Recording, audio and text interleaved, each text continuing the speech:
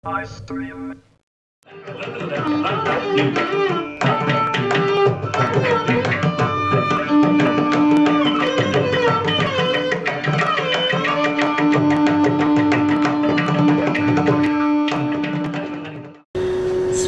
நட்சத்திரம் நரசிம்மரோட அவதார நட்சத்திரம். சுவாதி நட்சத்திரத்துக்கே ஒரு பெரிய மகிமை உண்டு என்று பெரியவர்கள் சொல்வார்கள். எப்படி கடல்ல வாயை திறந்து கொண்டிருக்கும் பொழுது நத்தை வாயிலே ஒரு மழை துளி விழுந்தால் அது முத்து என்று ஆகிறது. அது எல்லா நத்தைகளுக்கும் கிடைப்பதில்லை, ஏதோ ஒன்றுக்கு தான் கிடைக்கிறது. அதே போல கோடியில ஒருவருக்குத்தான் சுவாதி நட்சத்திரம் அமையும். அந்த நட்சத்திரம் அமைந்தால் மனம் செய்வதற்கு திருமண பொருத்தமே பார்க்க வேண்டாம் என்று பெரியவர்களும் சொல்வார்கள். அதை தவிர இன்னொன்று, சுவாதி நட்சத்திரத்துல முகூர்த்தம் வைக்கணும்.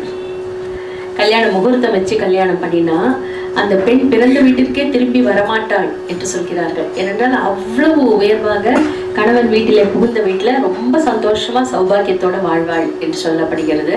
அந்த சிறந்த நட்சத்திரத்தை கொண்ட ஸ்ரீ லக்ஷ்மி நரசிம்மன் அவருடைய வைபவத்தை சுவாதி வைபவம் என்ற தலைப்புல நாங்க போன வருஷம் டிசம்பர் மாசம் முதல்ல இந்த பார்சாதி சுவாமி சபால அரங்கேற்றம் பண்ணினோம். அப்புறம் மாசம் சுவாதி நட்சத்திரம் இதை எடுத்துட்டு 12 மாதங்களாக லக்ஷ்மி நரசிம்ம சுவாமியோட அருளால அந்த 12 மாதமும் அதை நடத்தி முடித்தோம். அதற்கு இலவச இணைப்பு இப்ப வர மாதிரி இந்த மாசமும் எங்களுக்கு அதை கொடுத்துருக்கார். நான் நினைக்கிறேன் லக்ஷ்மி நரசிம்மர் கூடவே தொடர்ந்து வந்து கொண்டிருக்கிறார் எங்களுடைய இசை பயணத்திலே, கலை பயணத்திலே என்று நினைக்கிறேன். இல்ல ரேவதி இருந்தாலும் இன்னைக்கு நான் முடிச்சிட்டோம். ஒரு வருஷம் ஒரு சங்கல்பம் எடுத்துட்டோம், முடிச்சிட்டோம் நினைச்சுட்டு இருந்தேன். இன்னைக்கு வந்திருக்கு. அது மாத்திரம் ஆமா. அதே போல கரூர்ல இன்னும் நாளைக்கு வைகுண்ட ஏகாதசி அன்னைக்கு கரூர்ல நாங்க 2 பேரும் போய் ப்ரோக்ராம் பண்றோம் நாரசிங்கான் சபால. அங்கேயும் வைகுண்ட ஏகாதசி பெருமாளோட திரு நட்சத்திரம் அன்னைக்கு பிரமாதமா நடக்க போற இடத்துல சுவாதி வைபவம் தான் அங்கேயும் நடக்க போறது. ஸோ நான் நினைக்கிறேன் பெருமாள் நரசிம்ம சுவாமி உங்களோடு தான் இருப்போம், நாங்க நகர்த்து போக மாட்டேன் என்று சொல்லி கொண்டிருக்கிறார். அவ்வளவு மகிழ்ச்சியாக, அவ்வளவு சந்தோஷமாக இருக்கிறது. பகவானுக்கு தான் நம்ம மேல எவ்வளவு கருணை என்று நாம் நினைத்து பார்க்க வேண்டும். நமக்கு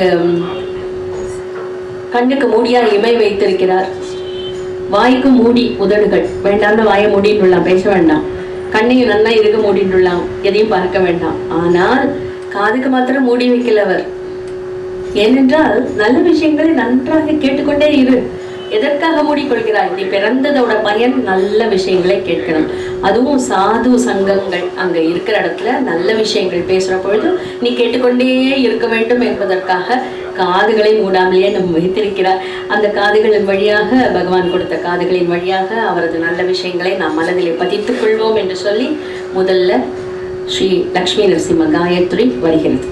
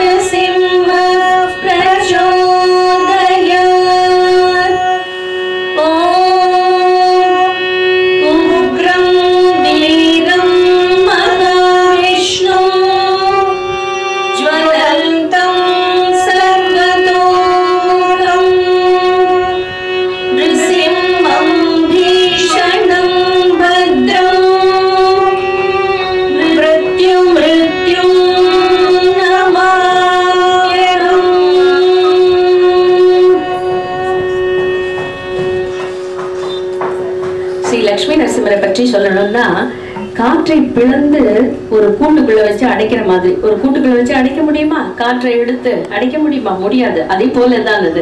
இன்னொன்னு ஒரு உபமானம் சொல்றேன். ஒரு கடுகை எடுத்து கடுகை பிளந்து அதுக்குள்ள 7 கடல்களையும் அடைக்கிறதுங்கிறது எவ்வளவு கஷ்டமான சிரமசாத்தியமான காரியமோ அதே போலதான் ஸ்ரீ லக்ஷ்மி நரசிம்மரை பற்றிய அவருடைய சிறந்த பிரபாவத்தை ஒரு 2 மணி நேரத்துக்குள்ள அடக்கி சொல்லணுங்கிறது அப்பேற்பட்ட சிரமமான காரியம். அவருடைய நியமங்கள்லாம் ரொம்ப ரொம்ப சமசாத்தியம்னு பெரியவா சொல்லுவா. அவரை உபாசிக்கிறது ரொம்ப கஷ்டம். அதனால நம்ம என்ன பண்ணலாம்? ரொம்ப சுலபமான வழி நமக்கு இருக்கு. பெரியவர்கள் செய்து வைத்துள்ள ஸ்லோகங்கள், அதில் உள்ள பொருள்களை பற்றி தெரிந்து கொண்டால் போதும். தனியா உட்கார்ந்து நம்ம பூஜை எல்லாம் பண்ணவே வேண்டாம். இந்த ஸ்லோகங்களோட பொருளை நம்ம அறிந்து கொண்டு விட்டோம் என்றால் ரொம்ப சுலபமா அவரோட புகழை புரிந்து கொள்ளலாம். ஏன்னா பெருமாளை என்ன சொல்றார்? நாகம் வசாமி வைகுண்டே, நான் வைகுண்டத்துல இல்ல, நான் யோகி ஹிருதயே, யோகிகளோட மனசுலயும் இல்ல. எத்தனை மத் பக்தாக காயத்ரி, எங்கெல்லாம் என்னுடைய பக்தர்கள் என் புகழை பாடுகிறார்களோ தத்ர திஷ்டாமி நாரத, நான் இருக்கேன் கூட சொல்லல, அவர் நிற்கிறேன், நிலைத்து நிற்கிறேன் என்று சொல்கிறார். சோ நம்மளோட இப்ப இருக்க போற இன்னும் 2 மணி நேரம், அதனால அவரை வரவேற்போம். அல்லிக்கேணி பாசுரம் தெள்ளிய சிங்க பெருமாள் என்று பாடியிருக்கிறார் திருமங்கையாழ்வார். அந்த பாடல் இப்பொழுது வருகிறது. அதாவது நரசிம்மாவதாரம் என்னங்கிறதுக்கு ஒரு பூர்வ கதை, சினாப்சிஸ் என்று சொல்லுவோம் இல்லையா? அதை போல இந்த பாசுரத்தை நீங்க கேட்டாலே உங்களுக்கு புரிஞ்சிடும் என்ன வரப்போறது நரசிம்மாவதாரத்தில் என்பதை. ரொம்ப அழகான ஒரு பாசுரம்.